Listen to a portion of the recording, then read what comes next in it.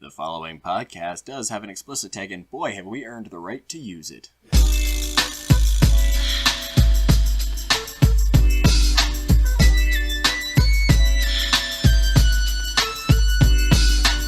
One, two, three into the four. Snoop Doggy Dogg and Dr. Dre is at the door.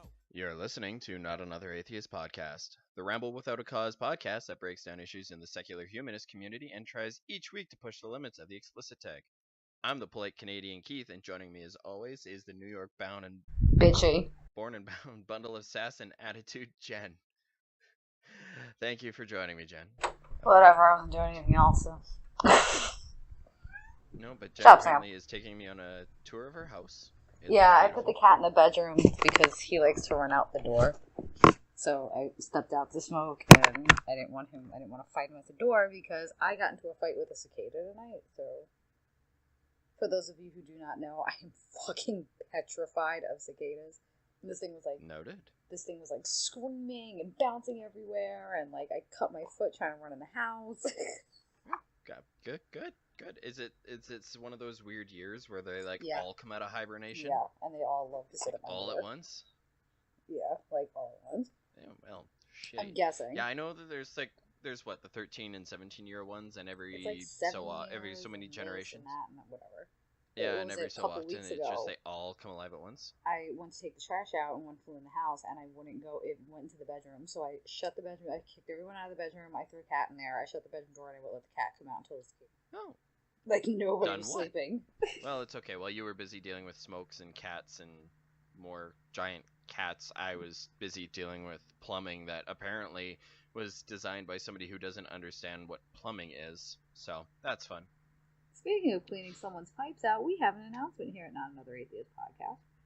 Our lovely co-host Keith got engaged recently. Okay, that was like the weirdest segue I think I've ever heard.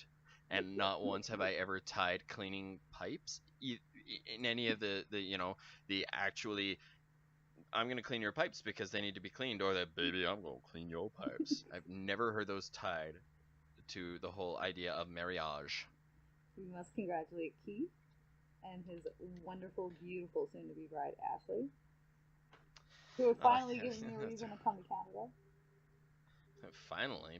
You've got all the reason. We don't have Trump, and we've got cheap weed. I mean, according to Chris's Tanner and Hannah, our whiskey is nothing to talk about, but, fuck those guys, right? Shots fired! Shots fired! I don't drink anyway, so I don't give a shit about whiskey. I mean, apparently we're just going to start a podcast war with them.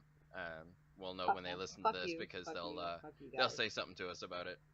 I don't care. Hannah's deranged. Hannah's deranged, man. I don't know if you've actually seen some of the things he says. It's off the wall. It's Hannah. It doesn't surprise me. For the empathetic deaf kid, he comes up with some heinous methods of torture. Oh, I know. I'm pretty sure if he were put in charge of Abu Ghraib, we would have seen a whole different subset of pictures. He really needs to hit up the Game of Thrones writers because I think they would employ a lot of his techniques quite well. Oh, good lord. My cat is trying to get his nails done. What's wrong with your cat? He's trying to get his nails done. He keeps putting his paw in your shit. Oh, that's super cute. Mine is behind me. She's curled up. She brought a toy. She's happy in here. Well, you see mine. I do. That's actually kind of majestic. He's a majestic motherfucker, man.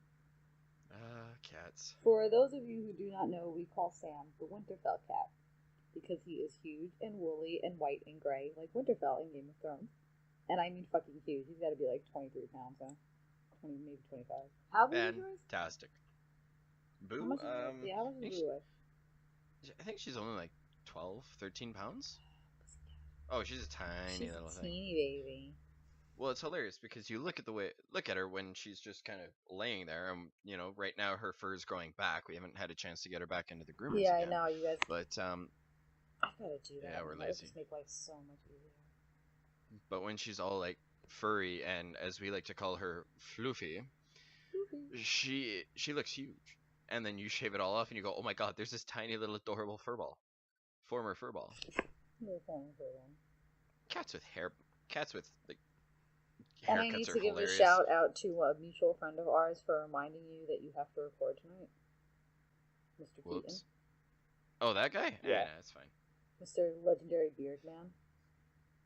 No, he's ZZ Top. He's borderline Amish. Who I have, like, the most massive crush on. I can't do anything about it because we live in different countries. Oh god, my mother's listening to this. Fuck. I just realized that. Yeah, all the shit that I say, and then I'm like, I talk about somebody I have a crush on, then I'm like, wow, my mom's listening. I know. And Keaton totally knows about my beard crush on him. He totally knows about my beard crush. You know, I gotta think, he's got such a huge beard that I honestly would think if he showed up in an Amish community, they would make him king. They might make him king.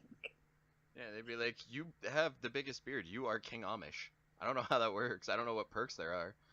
Oh, maybe you get the like big that... churner in the kitchen. Oh, he gets the girl who churns the best butter.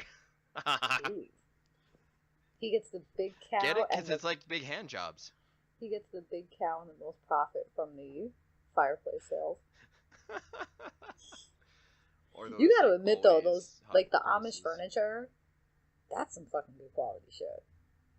Well, yeah, it's because they don't have outlets there. They could just go buy a replacement piece of furniture. They actually have to go in. They have to kill the tree. They have to like chop it down, and then they gotta like cut it up. And they don't have they don't have saws like we do. That's they don't how have they grinders. make money here. A lot of the time is they make furniture and sell it to the public. And I mean, the furniture is fucking.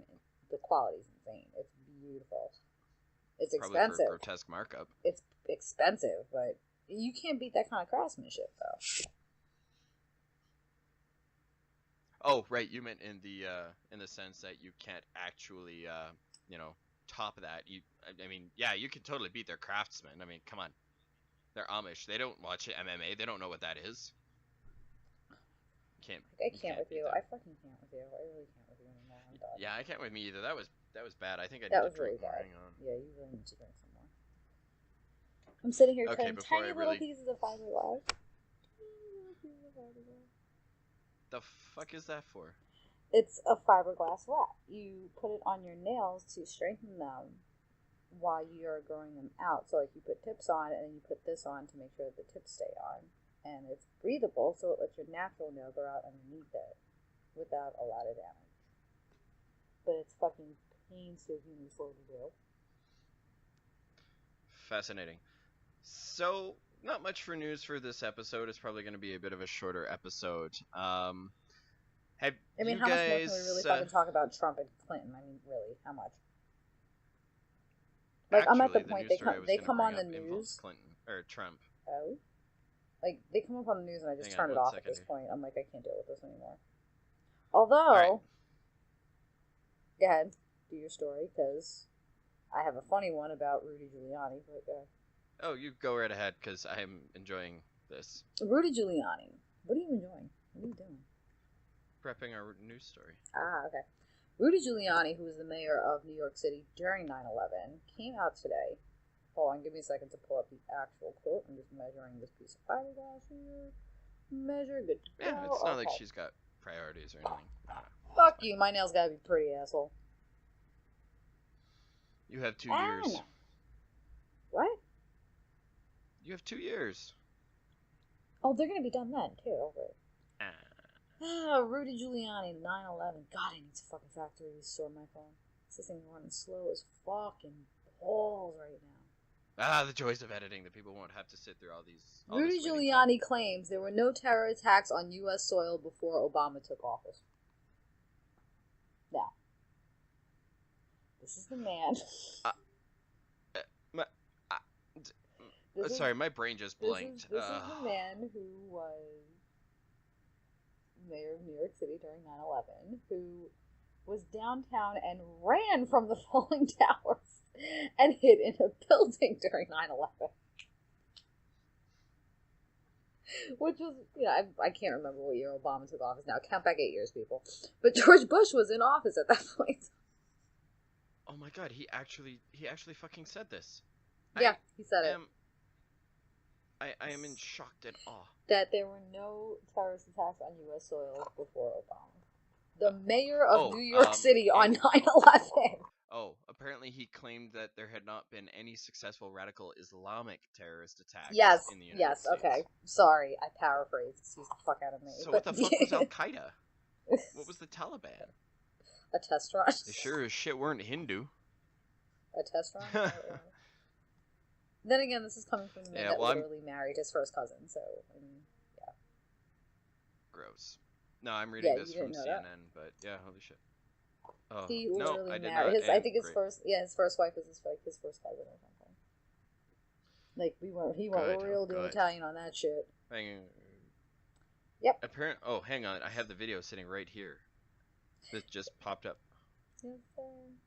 But yes, we have not seen radical Islamic terror attacks on U.S. soil before Obama. What's so fucked up about that, though? These people are so committed to their dogmatic hatred of anything non-GOP that they will literally rewrite history. Stupid. They will just completely be now, stupid mind you, about this it. is the man that was seen during 9/11 escaping the falling towers and running downtown. Like, this wasn't like he was sitting in his office. He was actually physically, like, standing there. Yeah. Absolutely. Yeah. Absolutely weird. Yeah.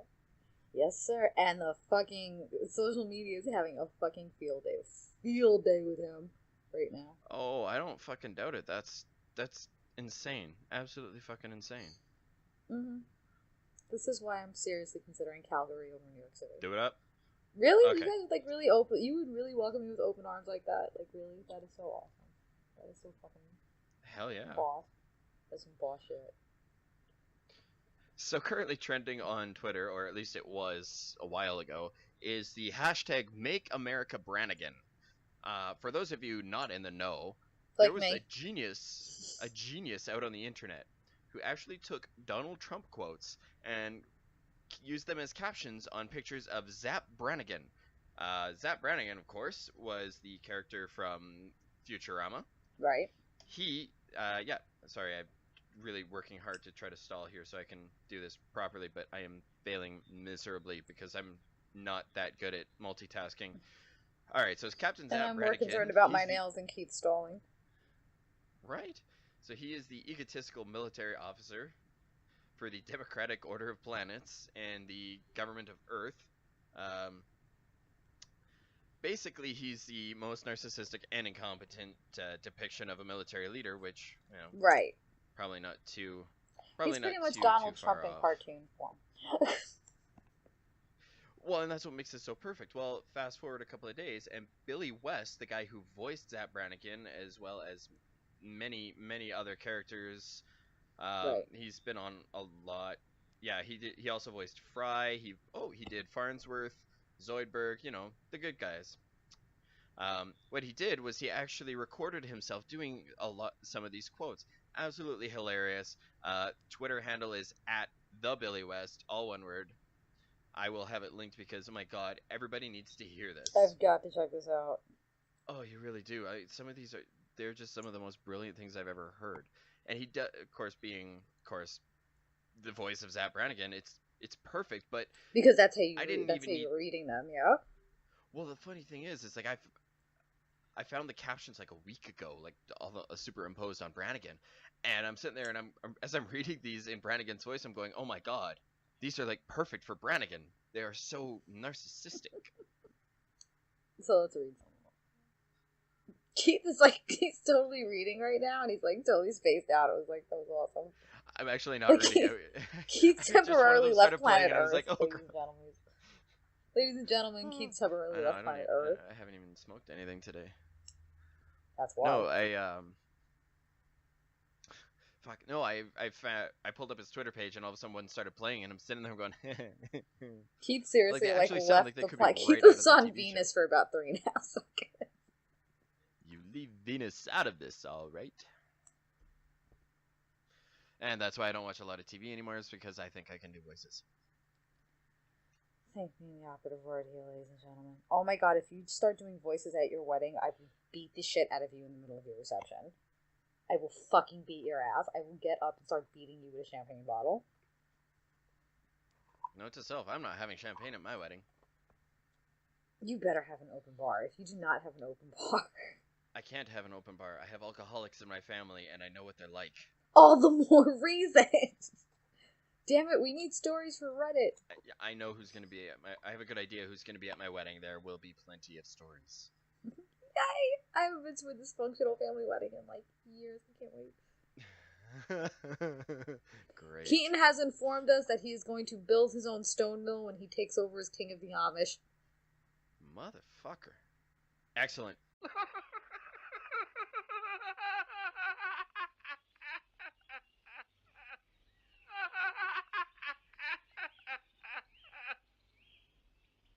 And now for something completely different.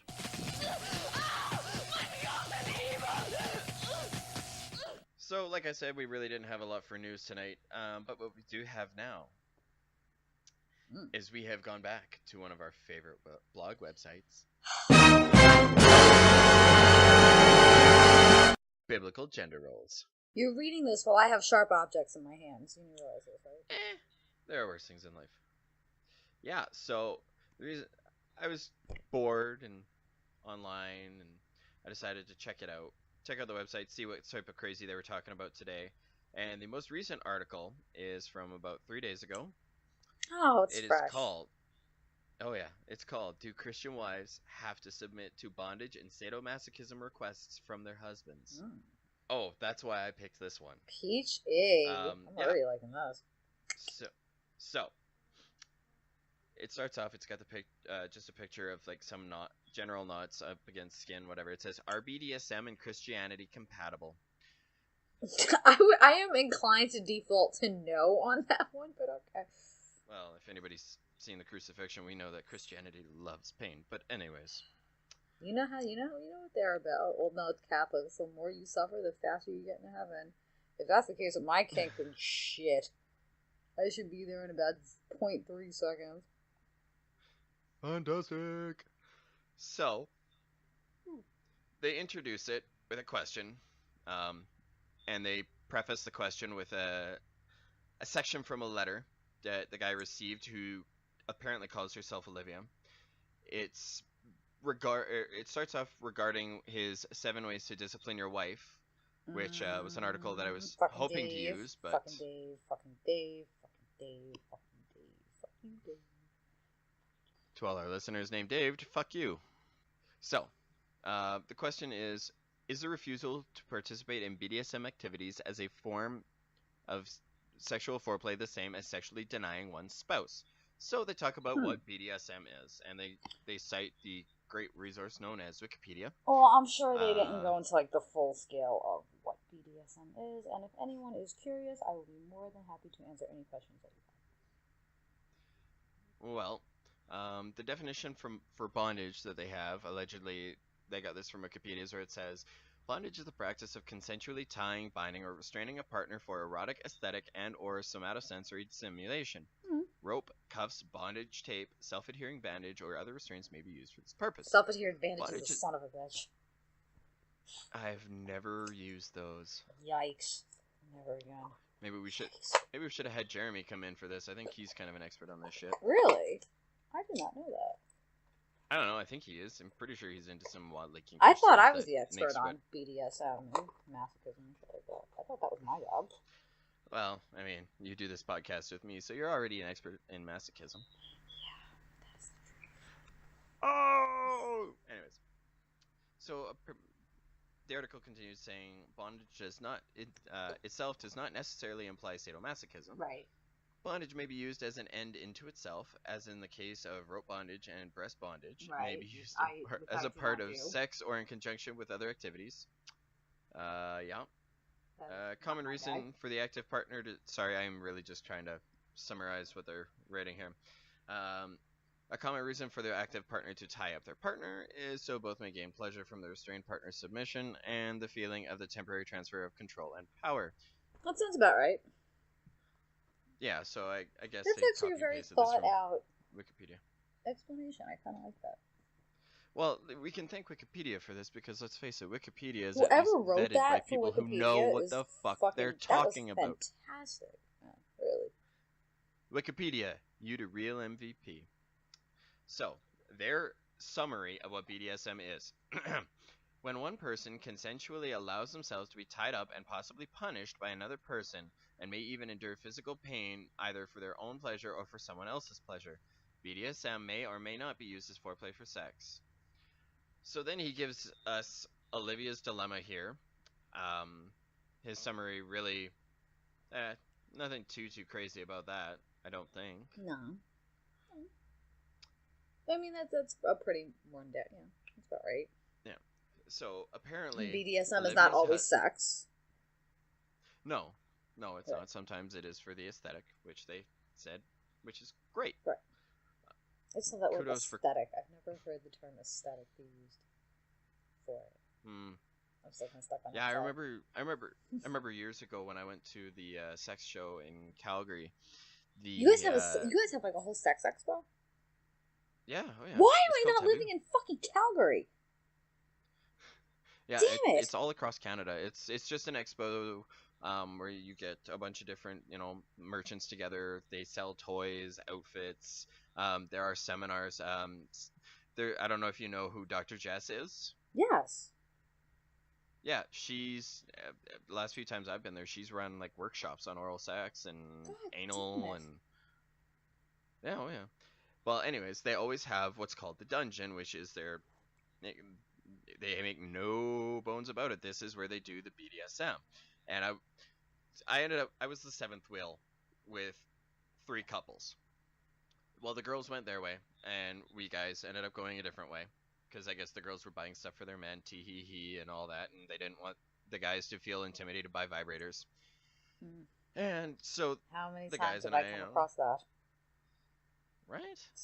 Seriously, it's like, They- it's not to question your manhood. This is just an extra. I'm not saying that your dick's not enough. This is just an added bonus.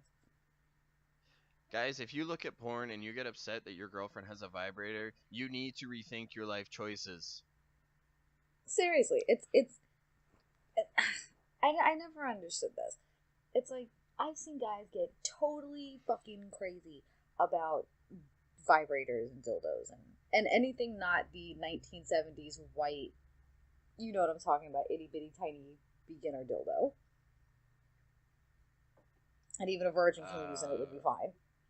But it's like, Okay. how insecure are you in your relationship and who you are as a person? It's like, look, this is a piece of rubber, silicone, whatever, glass, whatever it's made out of. That's an inanimate object. You are an entire person attached to your penis. Why are you this fucking insecure? Yeah. But anyways, so we're at the dungeon of the show, and we walk by, and there's a girl she's tied down, and one of the guys there, he's flogging her. And like, there was no sex, obviously. Right. They can't publicly display sex acts. I mean, they can gyrate, they can be topless, whatever, at the Right. show, because it's adults only. Anyways, the girl, after all is said and done, her ass is bright red with all these lines across it, and after they untie her and everything, she gets up and she looks like she's actually had a couple of good orgasms, and she looks at the guy and she goes, "Oh, thank you." And the guys I'm with are like, what the fuck?" And I'm sitting there going, "Huh, cool." Oh, okay, awesome. So, yeah, so I was the youngest of the group, and I was the only one comfortable around the idea of BDSM. It was hysterical.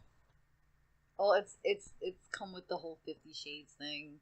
And, I mean, that's when I've noticed that weird phase between us where it's like they're not old enough to be our parents, but they're not as young as we are, part of our generation. So where they're in that weird, still old school, but they kind of want to embrace the new age deals. 50 Shades, yeah. you know that weird little demographic, Yeah. that everyone's pandering for votes from. They try, and God bless their hearts, they They really really try, and they try to understand it, but they're still kind of like really old school about it. Sorry, that's tape. I'm doing my toenails.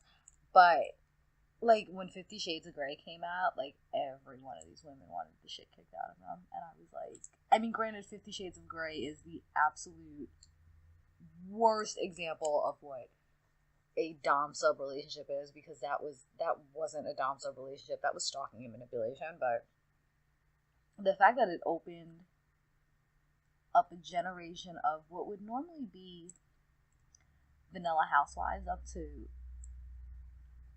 kind of expand their horizons sexually, like that, I have to applaud.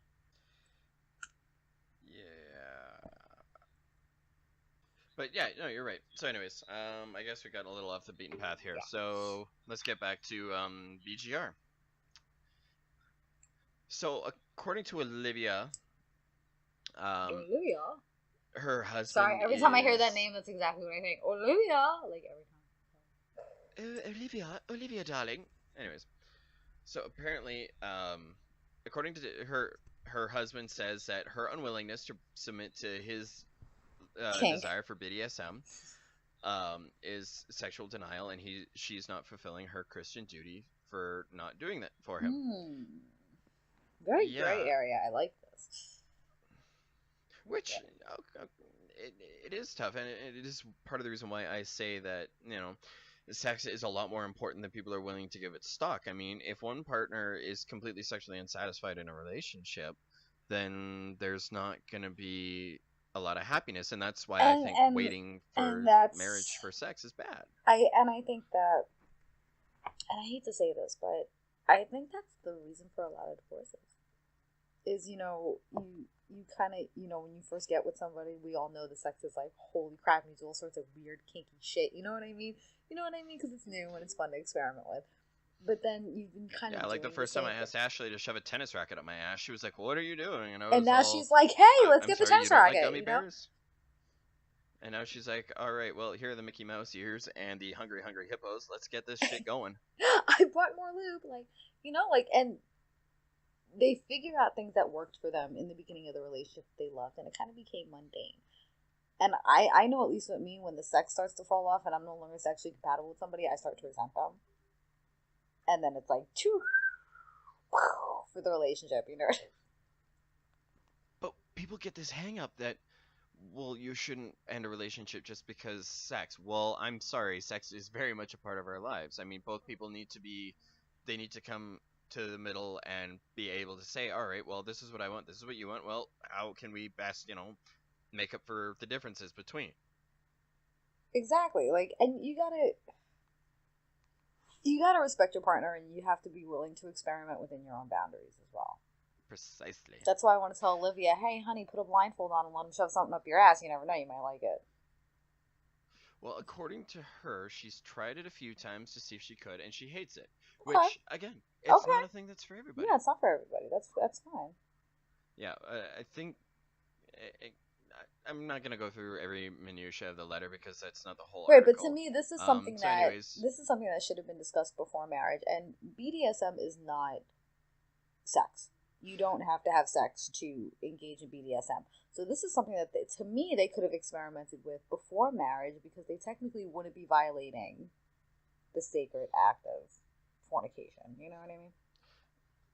For us, it's technically, but for them, it's skirting the edge, which is close enough, and to them, that's already committing the sin. Oh, God. The whole, he who has already coveted his neighbor's, or he who has lusted after another woman has already committed adultery and all that shit.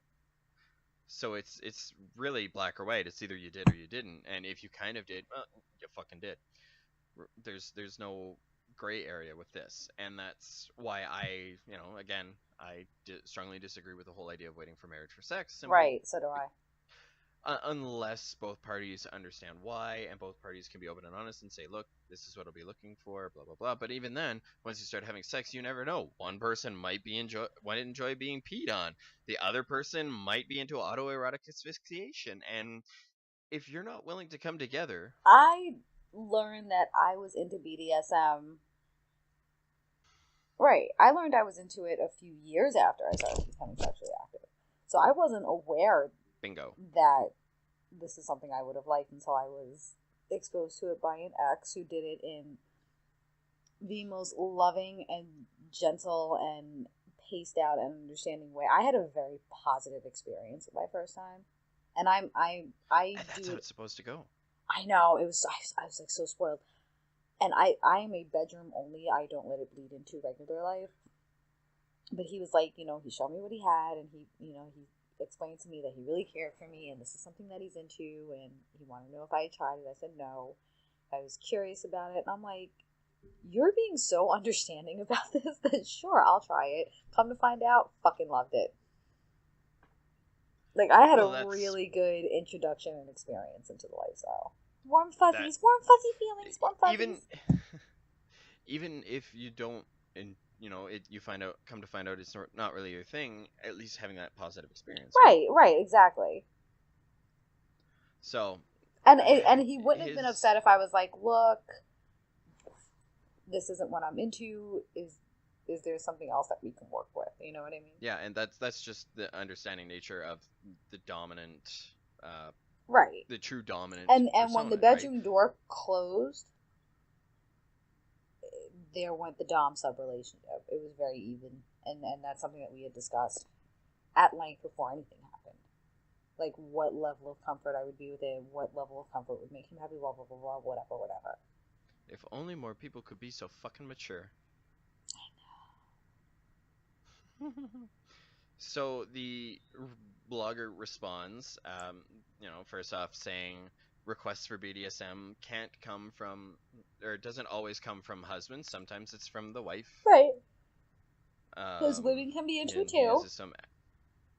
He uses some anecdote about how he knew of a Christian man whose wife left for another man because this husband refused to practice BDSM as foreplay. I guess the wife wanted to be, quote, tied up and gagged with a ball in her mouth, end quote, and she wanted to, I guess, act out fantasies involving rape with him. Now, 3 of the 4 fantasies in that I can deal with. The last one... What was the last one? You kind of broke up. That might be where I would... she wanted to act out rape fantasies with him. Yeah, I mean, if that's your thing, that's cool. I'm not one for rape fantasies. No, and I mean, there are some who, gets their right. I'm not going to judge your kink. As long as you're safe.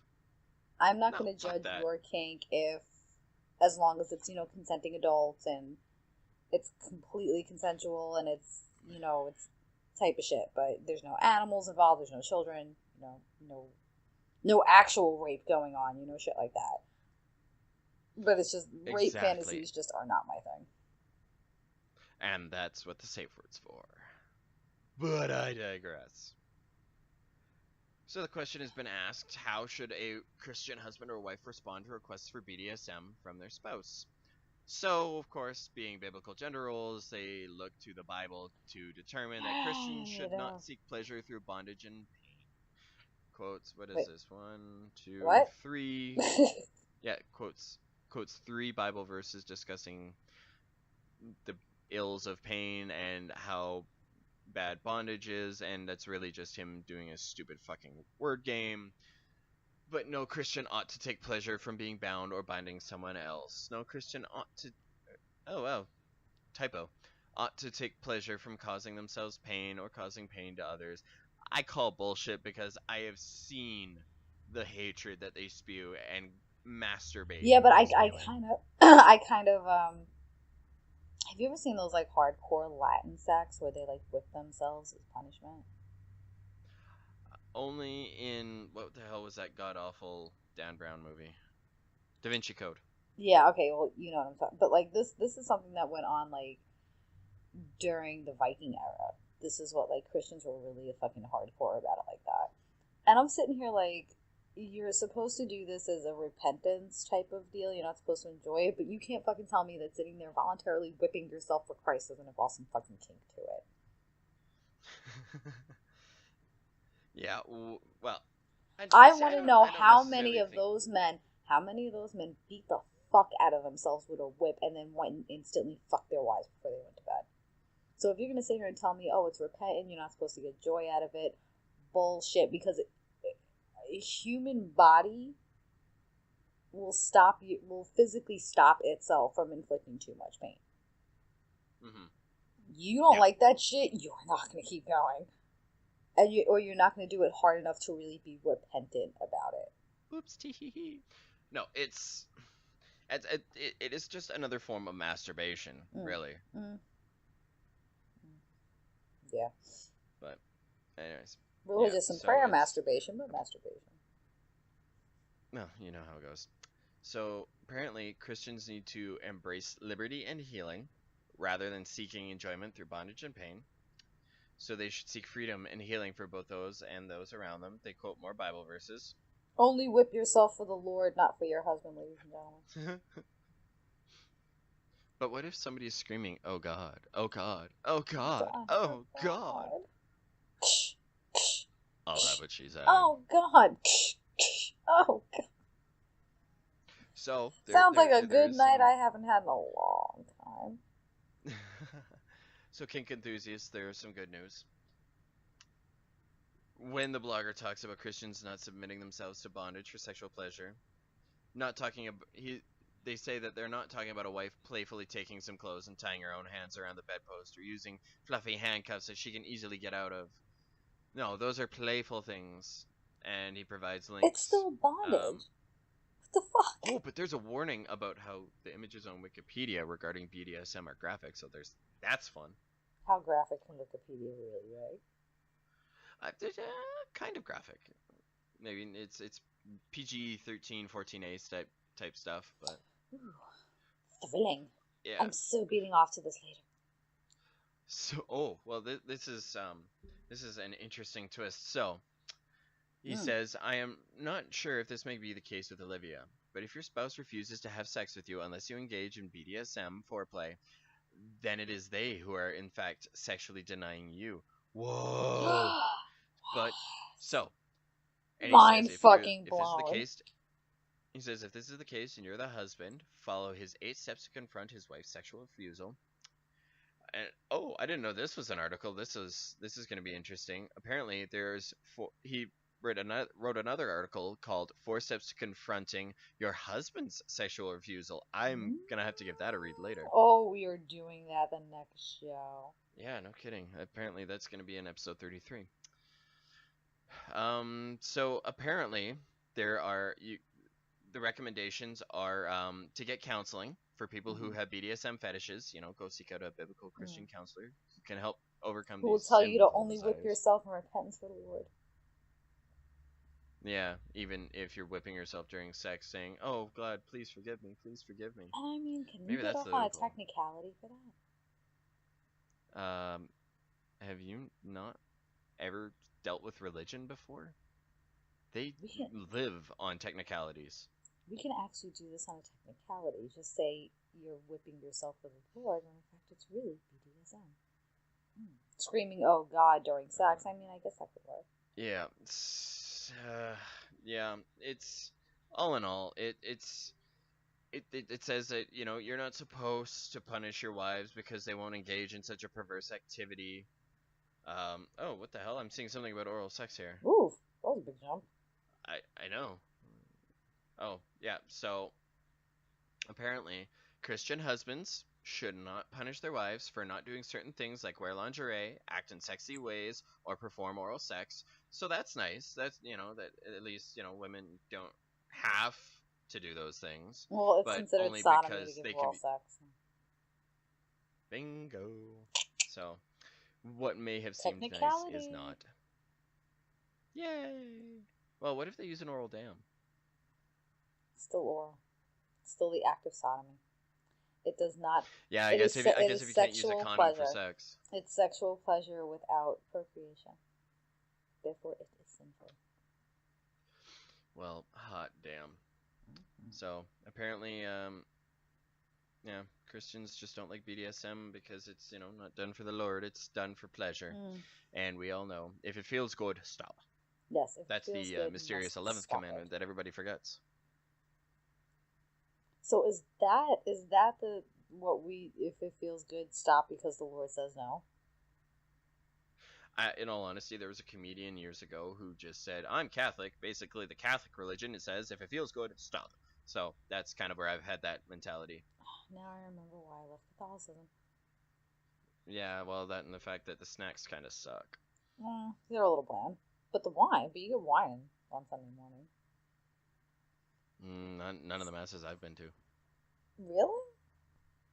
Yeah, I mean, I could have probably lied and said, no, I totes have been baptized, Hail Mary, and all No, it's that not shit. baptized. You have to make confirmation in order to receive the thing.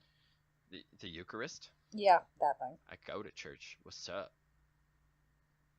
Okay, I'm not gonna lie, I haven't really been in a long time, and I'm okay with that. I just had to look at you like... Like, what an asshole. No, what a fucking liar. Actually, oh yeah, I guess I went yesterday, technically. I'll have to draft up a report to that. You need to go and try. And I want you to bring that black bath bomb with you and tell him you want to be baptized. I think I would have a engagement ring shoved down my throat so far that it actually just went right through my entire digestive Now, tract. wait, are you guys Tried you guys planning on being married in the church? That's what she wants. I don't think you can without receiving the sacrament. Actually, yes, because she was baptized. We can. What about you? We've, so I guess the way it works is that, because she was baptized, she can be married in the church, and because I wasn't, there won't be any sacraments. There won't be a mass. Oh, okay, I'm totally down for this then. Awesome.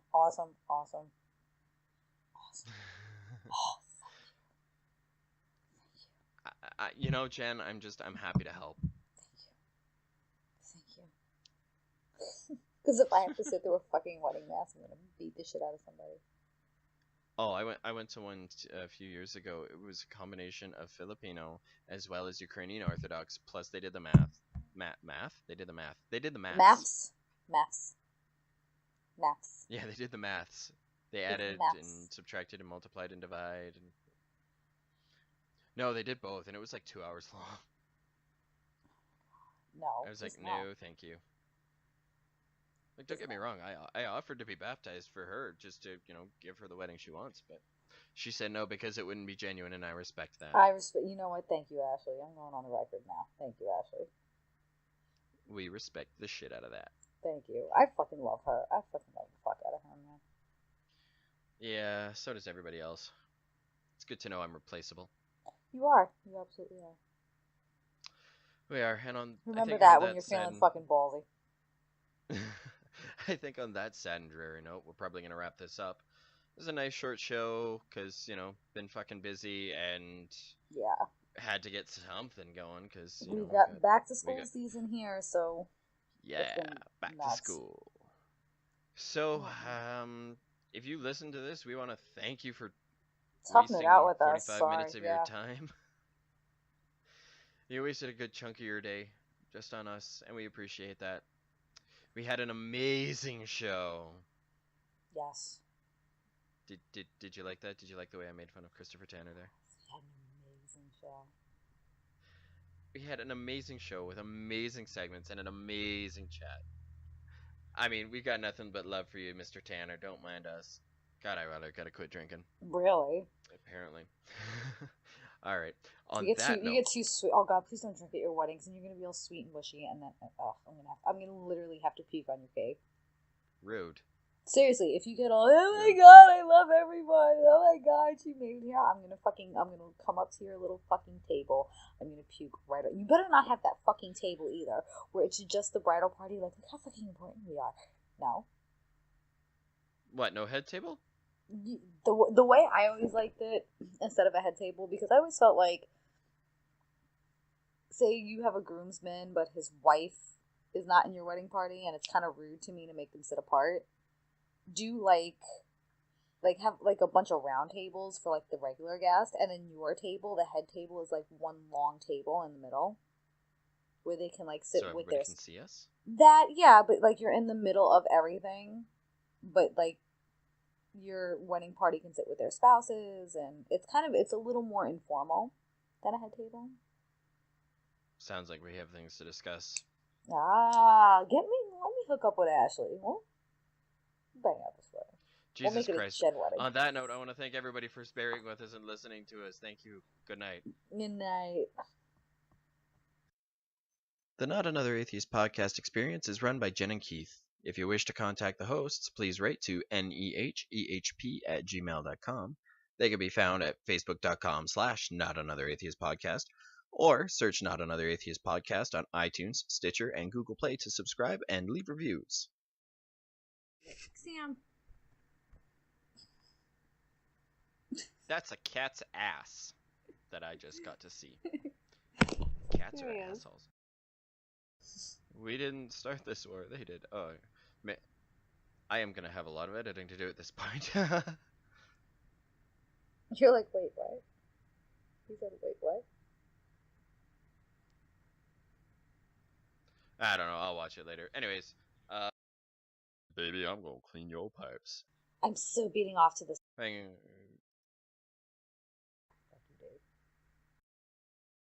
And I just messed up my toenails, so I'm not doing this right now because I don't have the patience anymore. I'm picking up my panties and I'm going home. Okay.